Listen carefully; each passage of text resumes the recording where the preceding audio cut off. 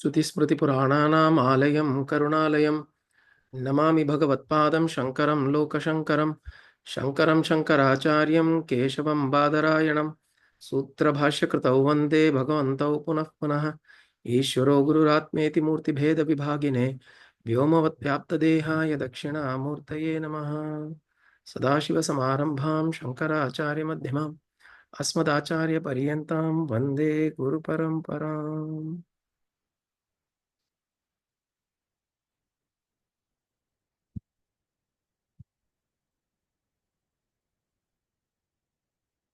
कल्लोलोल्लसितामृताब्धिलहरी मध्ये विराजन्मणिद्वीपे कल्पकवाटिका परिवृते कादम्बवाट्युज्ज्वले रत्नस्तम्भसहस्रनिर्मितसभामध्ये मध्ये विमानोत्तमे चिन्तारत्नविनिर्मितं जननि ते सिंहासनं भावये। मंत्र मातृका पुष्पमाला स्तवम. So it's a pretty long word. Okay. There are movies, Dil Wale Dulhaniya Le Jayenge வந்து DDLJ அப்படின்னு வச்சு போடலாம். அது மாதிரி இதுக்கு வந்து MMPMS அப்படின்னு வச்சுக்கணும். மந்திர மாத்திருக்கா Pushpamala ஸ்தவம். MMPMS. It's an easier way to, maybe we say that a few times and we'll remember it. So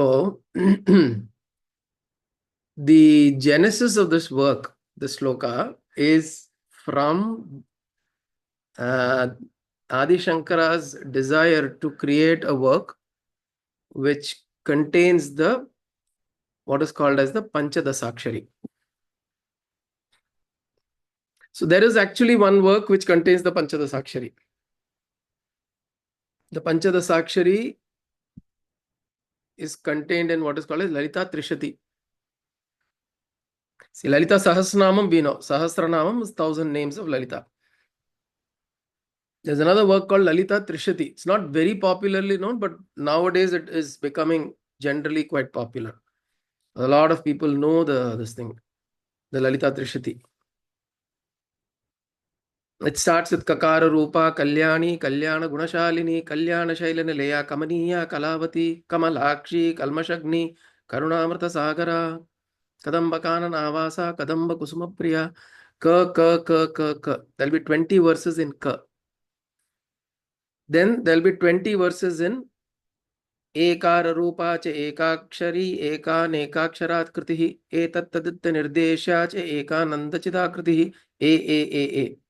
Then Ikara Rupa cha Ishitri, Ipsitartha Pradayini, Idragrita Vinardesha cha Isharatva Vidhayini. So Ka, A, I, La.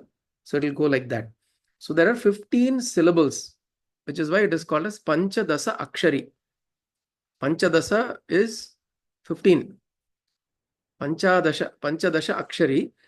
And these 15 letters, when they are said in the sequence that it is structured, it is considered to be the essence of what is Lalita Devi. And the way Lalita Trishati is structured is each of these Bijakshara, so we can call them as Bijakshara. Ka is a Bijakshara, A is a Bijakshara, E is a Bijakshara. So each of these Bijaksharas will have 20 namas for each one. Kakara Rupa, Kalyani, Kalyana Gunashalini, Kalyana Shailanilaya, Kamaniya. So like that there are 20 for each bija. So 15 times 20 is 300. Hence that work is called Lalita Trishati. Okay. So this Lalita Trishati is an expansion of the Bijaksharas. And again, Lalita Trishati is also freely chanted now, but usually it is given by Diksha. Lalita Sahasranama does not require Diksha particularly. Lalita Sahasranama one can chant when you are able to sit with your grandmother, your mother teaches you, somebody teaches, you're sitting in the household or you're sitting in the kovil, you're a temple, wherever you go, you listen to this, you can chant, learn on your own and chant it. Lalita Sahasranama. Trishati, it is recommended that you receive it first time from somebody and then you continue doing your chant. But the receiving the first time, it is recommended that you receive it from a Sri Vidya Upasaka, a Guru, a Sri Vidya Guru. Because there are Bijaksharas right on the face of it. Right? It's very, very, very evidently placed. So anybody looks at the Trishati and looks at the first, takes the first 20 verses, knows that it is Ka. Takes the next 20 verses knows that it is A. Next 20 E. So then they will immediately know that there are 15. These correspond each Bijakshara, and then there are 15 Bijaksharas. So that way, Lalita Trishati is generally given through Diksha. And then, but the effect of invoking Lalita Devi is very beautiful, because what she can offer, Tripura Sundari, she is the most beautiful one in all the three worlds. What are those three worlds? The three worlds are of, we can call it as the Bhuhu, Bhuvaha, Swaha. The Bhuloka, which is the Loka of the Bhutas, which is the us, this Loka, the earthly plane. Bhuvar Loka is the plane of the celestials, or the Pitruloka.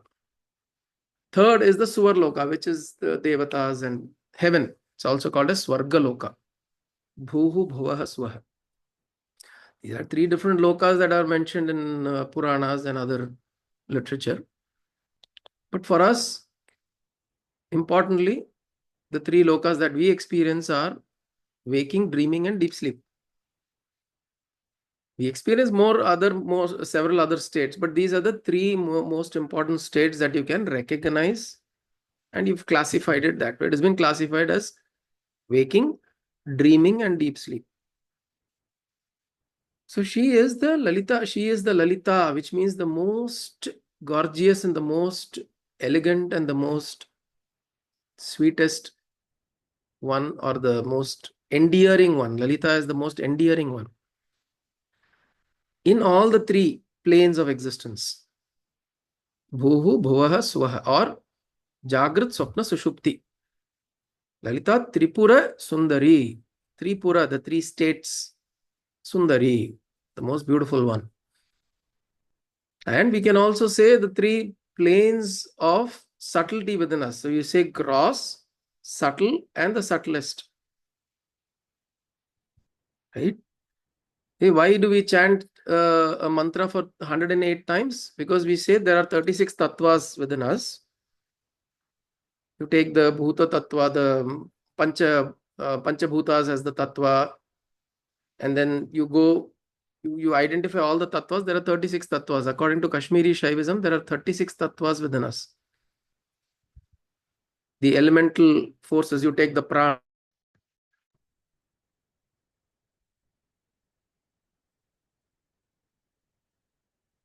Sorry, my line just dropped. Okay.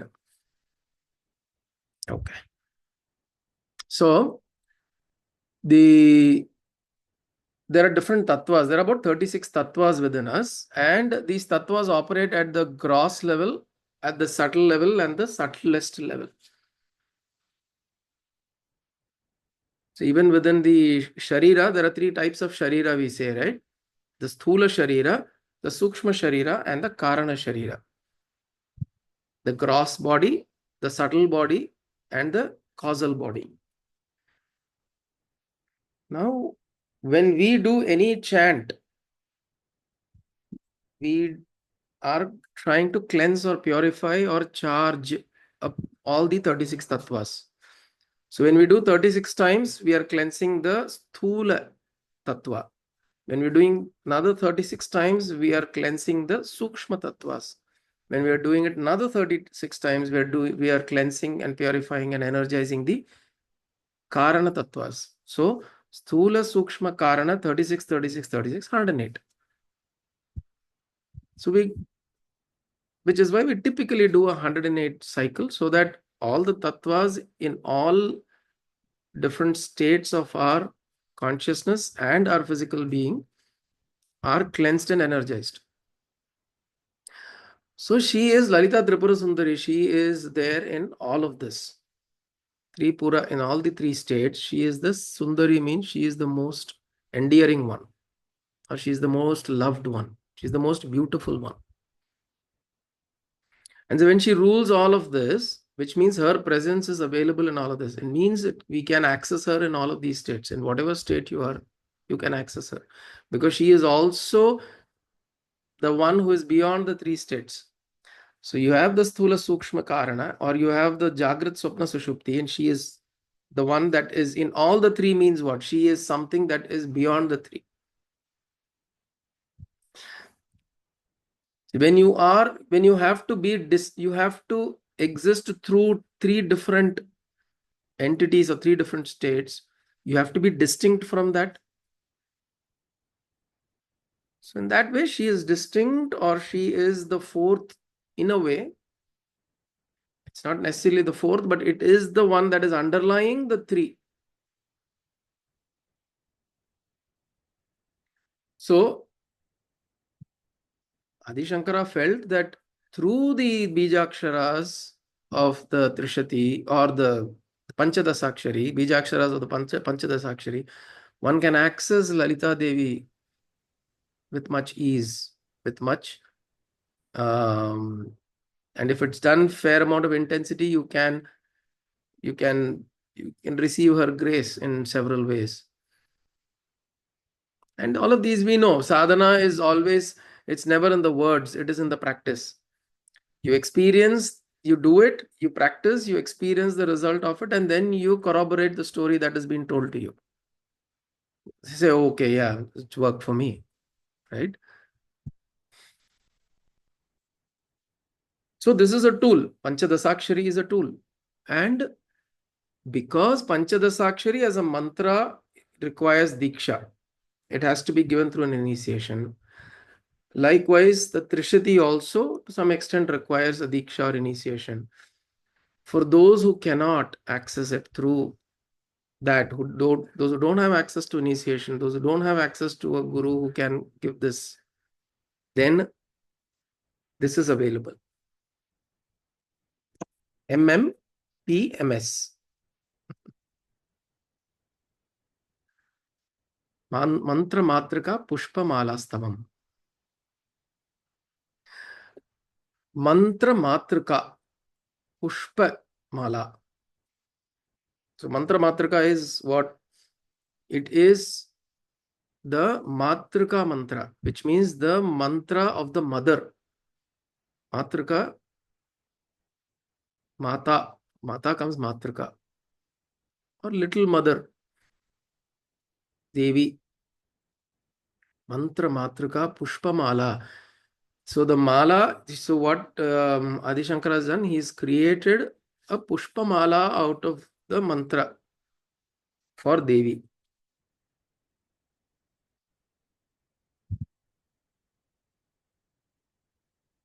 He's created with the mantra, he's created a Pushpamala for Matruka. Mantra Matruka Pushpamala Stavam. And he is created as 17 verses. There are 17 verses in this work. 17. So the first 15 verses represent one verse. Each verse starts with the first letter of the Bijak, or starts with the Bijakshara of the Panchadasakshari. So the first verse starts with the first Bijakshara of the Panchadasakshari. Second verse starts with the second Bijakshara of the Panchadasakshari, and so on and so forth. So 15. So if you look at the text I have sent, I have also indicated the Bijakshara at the top. And each one, if you look at each verse, it goes like that.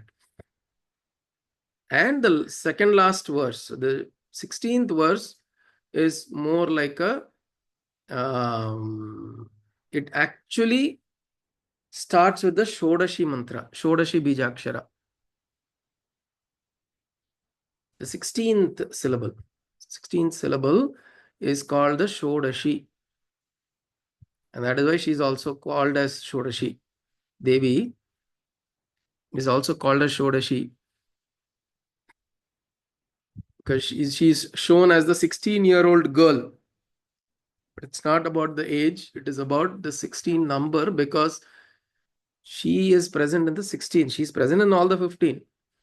But the special presence in the 16th is of high importance because it's called as a Gudha Mantra or a Gudha Bijakshara. It is very, very secretive. Even if the 15 are given, the 16th is not given easily. Between the Panchadasakshari and the Shodashi, there is also a difference. So Panchadasakshari you may be given, but Shodashi you may not be given. But all of that Adi Shankara covers it here. So he's saying that those who are not unable to receive this in the proper way of initiation, I'm offering this shloka or a stavam or a praise on Devi as a work that you can access it and make use for yourself. And if you see, each verse is pretty large, goes on to like 4 lines, but it's a large verse.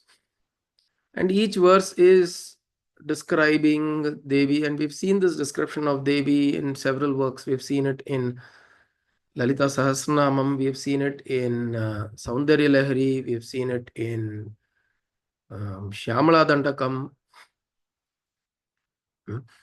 Wherever we go, similar descriptions appear.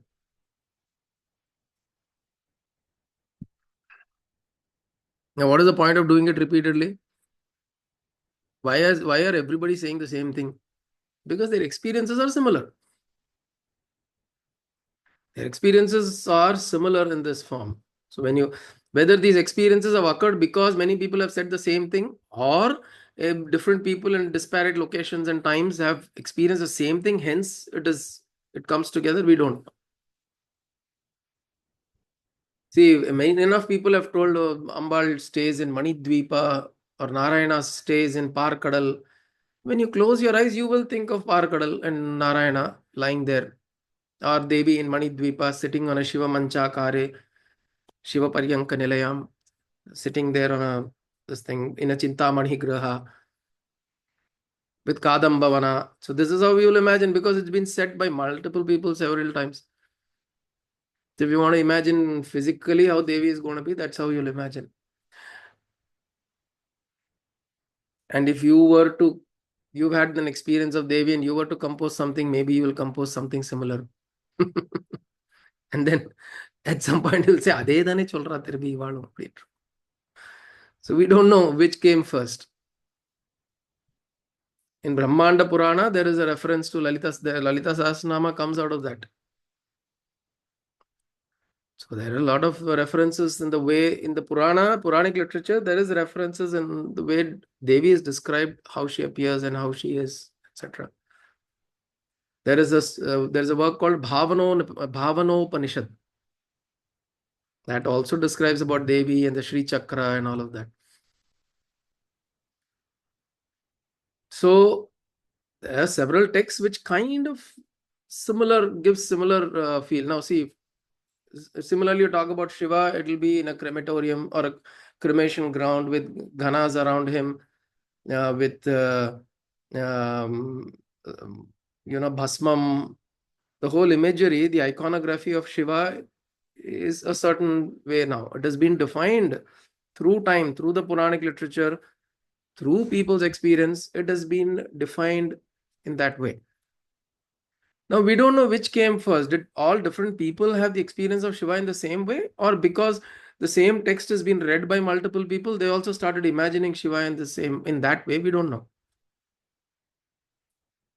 But it doesn't matter, because what is most important is now enough people have imagined and invoked Devi in a certain form. Hence, that form and that whole visualization has been crystallized.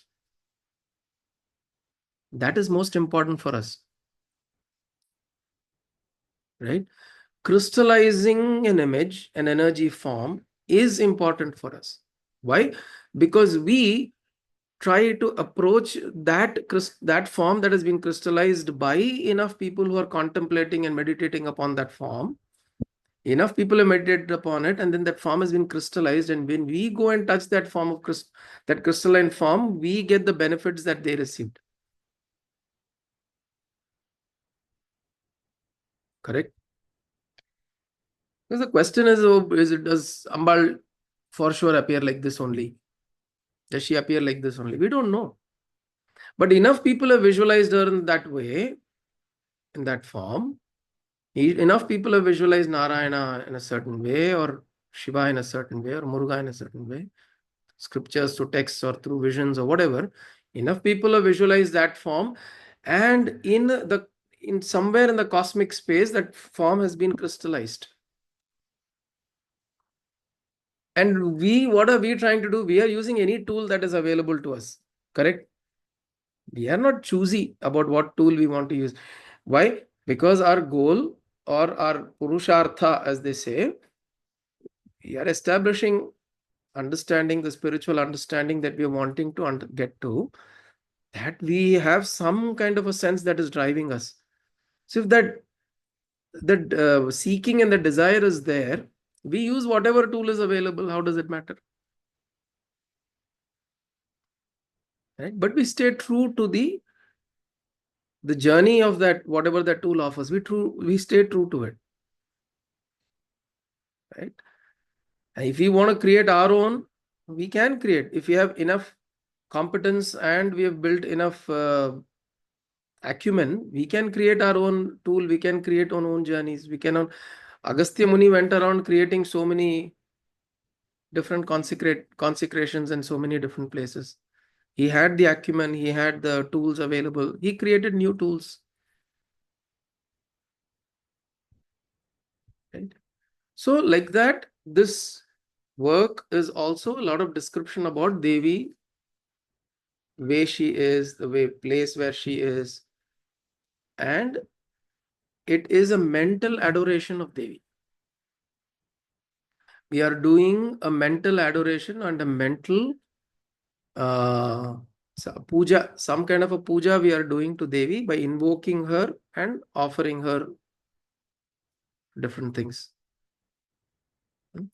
So this is a stotram that can be listened to, and we can revel upon it. And whatever grace needs to occur through the repetitive listening, and there are audios of this. The audio goes for about 9 minutes. Right? If on Fridays, if on certain Devi days, Tuesdays or Fridays, if you feel like, or Navratri comes, you feel like, add this to whatever you're chanting on Devi. Again, Soundar, I mean, Shamala Dandakam, we chant on a certain Friday, we chant Shamala Dandakam. On a certain Friday, we chant Matruka Pushpamala Stavam. A certain Friday, we chant Trishati. We chant Sahasranama. All eventually is doing the same thing. We're invoking Devi in whatever form or shape, and we are inviting her. Lakshmim Anapagaminim in Sri Suktam. Hiranyavarnam Harinim Suvarna Rajatasrajam Chandram Hiranmayim Lakshmim Jatavedo Maavaha Tam Maavaha Jatavedo Lakshmim Anapagaminim. Lakshmim Anapagaminim. We are invoking Ma'avaha. In the first line, we are saying Hiranyavarnam Harinim Suvarna Rajatasrajam Chandram Hiranmayim Lakshmim Jatavedo Ma'avaha. Come into me, come to me. Avaha, I'm invoking you.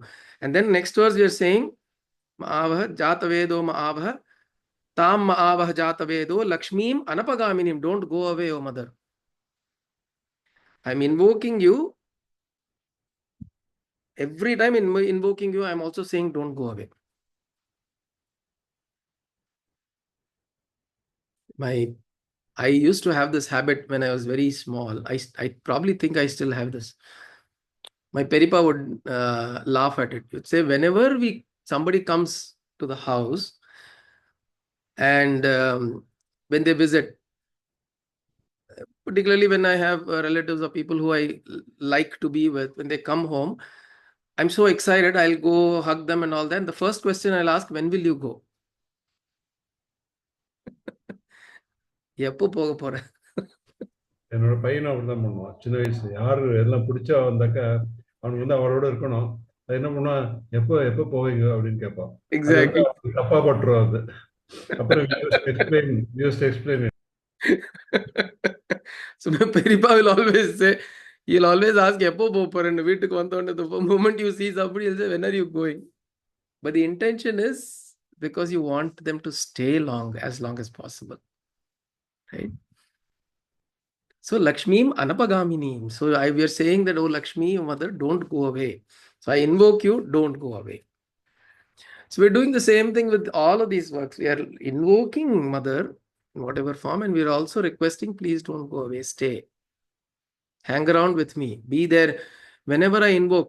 Because remember this, when we are sitting and doing the chant, mother comes or not, that is not important for us. What is important, when we are going through angst, distress, stress, problems, failures, disturbances in life, that is the time I want her to be available, or I want that energy or that form or that principle to be available to me. Correct? When I am chanting at that time, Vanda enna Varati enna. At that time, anyways, I'm enjoying, right? Whether she comes or not, I'm still enjoying doing the chant. But important is she needs to come when I am in distress, I am in trouble, I am going through dilemma and stress and all of that. Right? So what are we doing by doing regularly this invocation and this stotram and pray, whatever chants and all of that? We are making ourselves so that when we are in a state of stress, when we are in a state of distress and struggle and strife, this comes to our mind.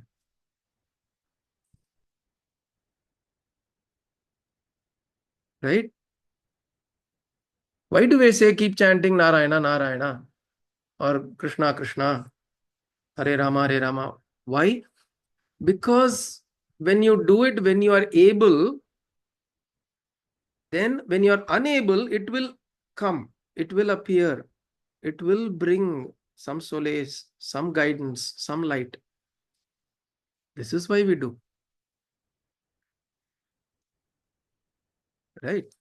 So that is why when we repeat all of this, remember that the repetition is not when I sit and pray, that is the time I want whatever to happen, some magic to happen. No, you are tuning yourself. You are creating that, what we always say, in spiritual understanding, you don't act as a realized person. You are what you are. The realization, your behavior starts becoming a certain way.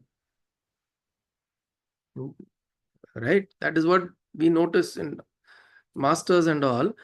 They are not trying to be good. They are not trying to be nice. They are not trying to be whatever. They are what they are. It's just that their sadhana, their whatever they have put, it just spills out as a natural thing. So we want to make our energies reverberate in such a way that when I'm in my natural state, this comes out. What? This form of energy comes out, that spreads out. Beneficial energy, sattvic energy, the energy that is going to benefit others, that flows out naturally. Right? So this is the work, Mantra Matruka Pushpamala Stavam. What we will do now is maybe chant the first two verses. We'll go around and chant, and then we will look at the meaning of each of the verse. Okay. कल्लोलोल्लसितामृताब्धिलहरी मध्ये विराजन्मणिद्वीपे कल्पकवाटिका परिवृते कादम्बवाट्युज्ज्वले रत्नस्तम्भसहस्रनिर्मितसभामध्ये विमानोत्तमे चिन्तारत्नविनिर्मितं जननि ते सिंहासनं भावये. कल्लोलोल्लसिता, कल्लोलोल्लसिता, कल्लोल அப்படி வரும். That's how it will come. So how does this meaning go? Kallololla kallola ullasita. Kallola ullasita. Kallola is always made a reference to these waves that come. waves, the waves in the ocean, kallola, the kind of noise and sound it makes, that's kallola. Ullasita. Ullasita means ullasam. You know this word, right? Ullasam means out of joy.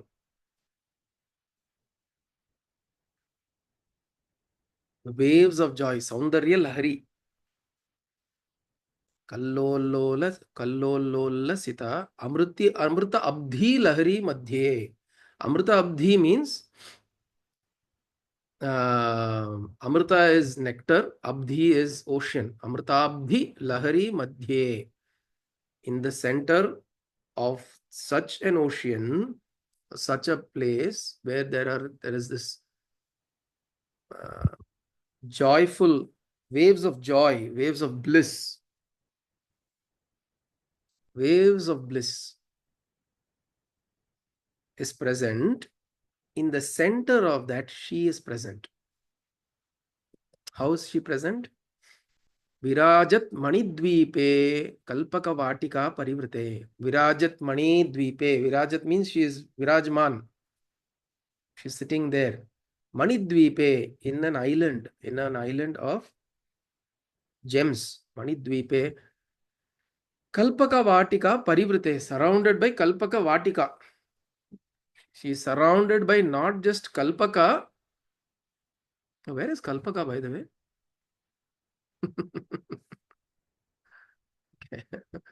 Is not just surrounded by Kalpaka, which means Kadamba flowers. It's Vatika. It is a forest, surrounded by a forest of such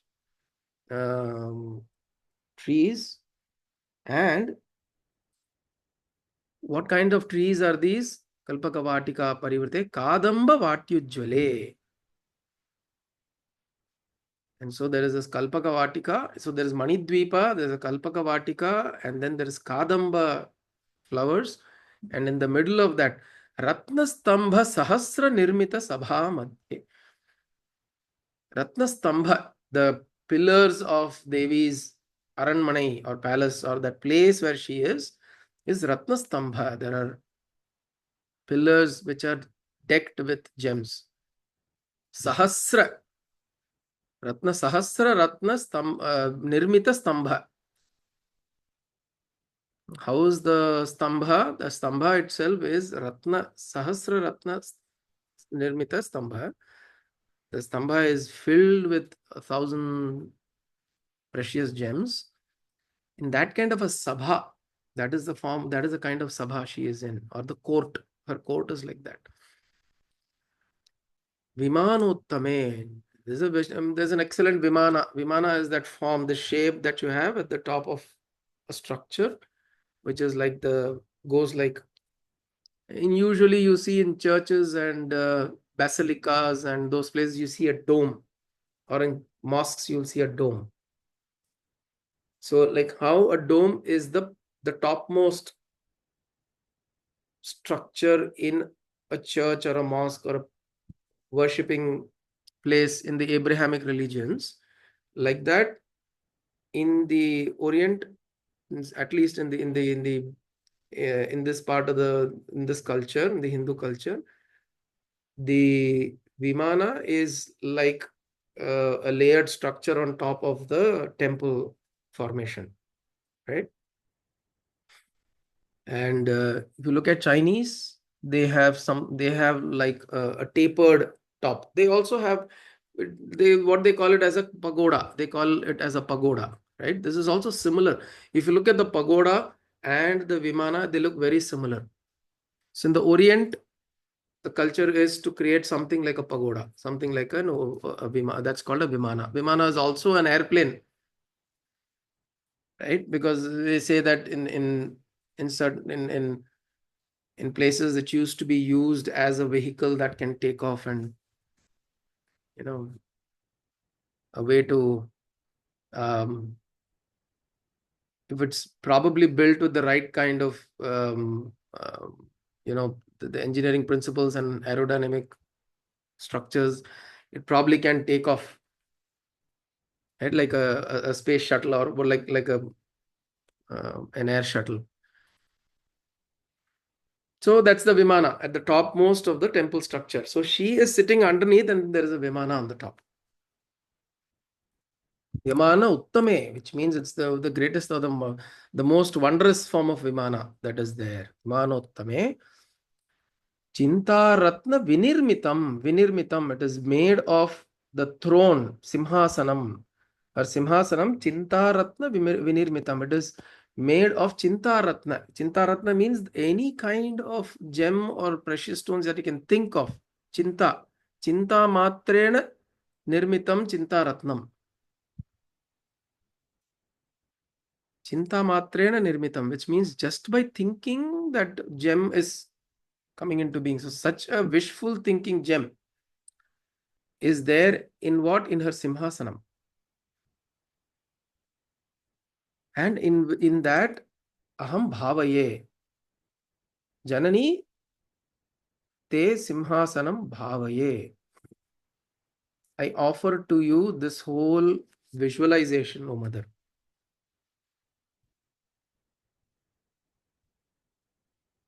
This whole visualization I offer to you.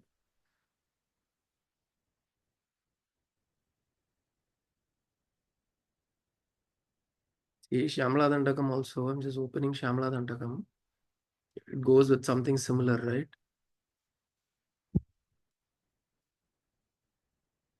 जय जननी सुधा समुद्रांतरुद्यन्मणि द्वीप संरूढ़ बिल्वाटवी मध्य कल्पद्रुमा कल्प कादंब कांतार वास प्रिये कृत्तिवास प्रिये सर्वलोक प्रिये. See, exactly the same thing. जय जननी सुधा समुद्रांतरुद्यन्मणि द्वीप संरूढ़ बिल्वाटवी मध्य कल्पद्रुमा कल्प कादंब कांतार वास प्रिये कृत्तिवास प्रिये सर्वलोक प्रिये. The same idea in Sudhasagara Madhye, in this ocean, Amritabdhi, Kallololla Sita Amritabdhi. So now he's starting off, of course, he's starting off with the Bijaksharaka, but he's also starting off to show the Ullasa, like the waves of joy. Just by seeing Devi, there is this waves of joy. See, right now we may not be feeling any of this, and it's absolutely okay. Maybe thinking, why am I, creating this? Oh, Devi looks like that. எனக்கு ஒரு ஃபீலிங்கும் வரலையே sir அப்படி. But that's okay. And this is how we figure out what we want to bring our mind to. Right?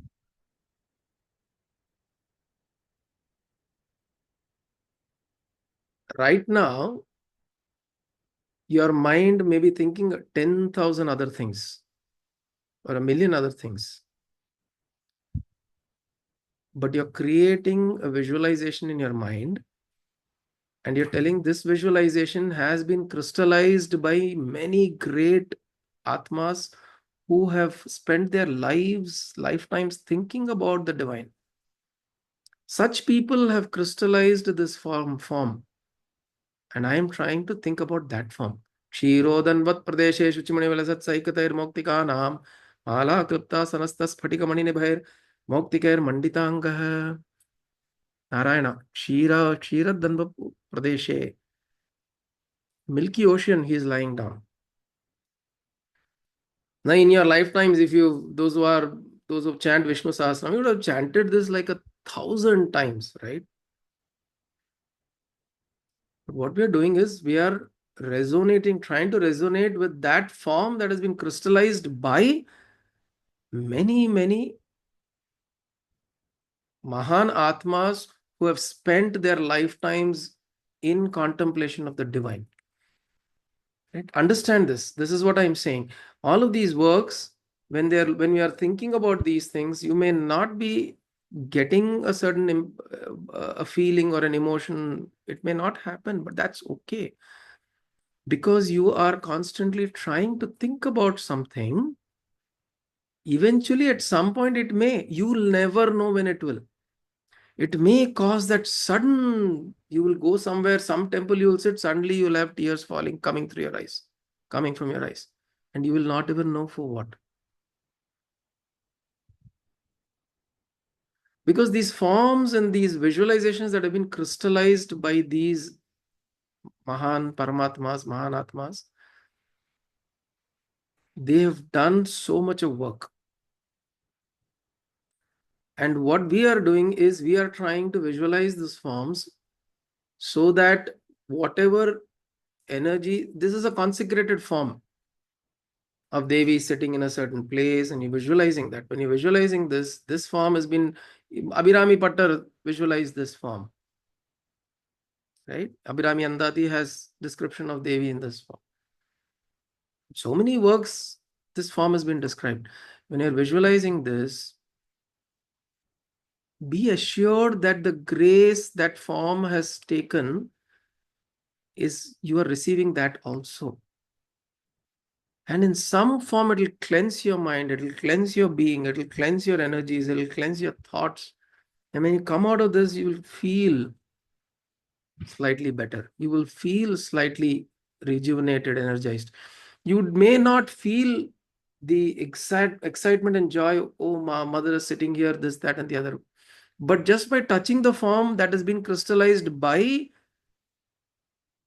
people who have done tremendous sadhana, you're touching that will, and you become an able recipient to receive that energy from that form. So what is the form that is described here? Kallololla sita amritabdhi, the joy, blissful roars and waves that are rising, amritabdhi, in the nectarine ocean, lahari madhye, in the center of that lahari, in the center of that wave, virajat mani dvipe. She is sitting in the Mani Dvipa. Kalpaka Vatika Parivrite is a whole forest of Kalpaka trees which have Kadamba flowers. Kadamba Vatyujvale. Ratnastambha Sahasra Nirmita Sabha Madhye. Ratnastambha Sahasra Ratna. The stambhas are all formed with thousands of brilliant studded gems. And Sabha Madhye, in the center of that, Vimanottame, above her there is a beautiful Vimana. And in that she is sitting in a throne. What kind of throne? Chinta Ratna Vinirmitam Simhasanam. Chinta Ratna Vinirmitam. Just by thinking the kind of precious stone or gems that are coming there. Which means she's sitting in a wish fulfilling area. Which means when you think about her, Chintamani means what? When I think about her, it offers me what wishes and desires that rise in me get fulfilled. And as I always tell, it is not important that my desire gets fulfilled in the way the desire is rising. The fulfillment of the desire can happen in any way. Even the subduing of the desire is fulfillment of the desire. If the desire itself vanishes, what greater, what can you ask for anything greater than that? In the most organic way, you're not forcing the dissolution of the desire. The desire rising, it dissolves because you don't find any joy in that desire anymore. Chinta mani grihe. So that kind of money, that kind of place where by thinking your desires are fulfilled or dissolved. Right? It can be both. It can also be fulfilled in the way that you're thinking you've been wanting, or it can also dissolve. You will find peace in whatever case. That is what you want. Chinta Ratna Nirmitam Vinirmitam Janani Te Bhavaye. Simhasanam Te Simhasanam Bhavaye. I invoke you.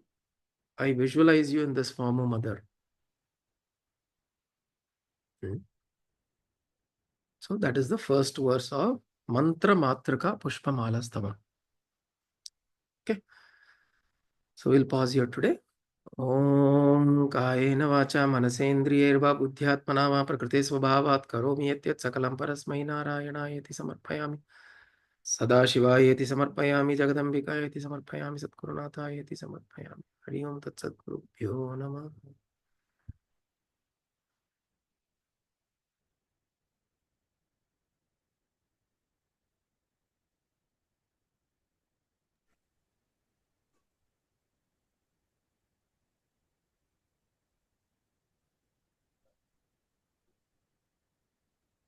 Hari Om. Hari Om. Thank you जी। Thank Hari you Om ma'am, thank you. Hari Om. Hari Om.